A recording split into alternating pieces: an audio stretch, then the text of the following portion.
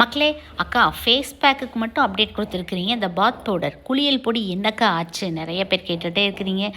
இவள் இல்லாமல் அவள் இல்லை, அவள் இல்லாமல் இவள் இல்லை. எப்போவுமே 2 பேர்த்தையுமே ஒரே நாளில் வெப்சைட்டில் லான்ச் பண்ணுறேன். இது செகண்ட் டைமாக ரெடி ஆயிடுச்சுங்க. நாளைக்கு மார்ச் 1 நீங்கள் குளியல் பொடி பாத் பவுடருமே வெப்சைட்டில் புக் பண்ணிக்கலாம். Only website booking. நாள் முழுவதும் நறுமணமும் புத்துணர்ச்சியும் அப்படின்ட்டு நீங்கள் வாங்கிட்டு கொடுக்குற ஃபீட்பேக்கெல்லாம் பாருங்கள். கம்யூனிட்டி போஸ்ட்டில் ஷேர் பண்ணுற மறக்காமல் பாருங்கள்.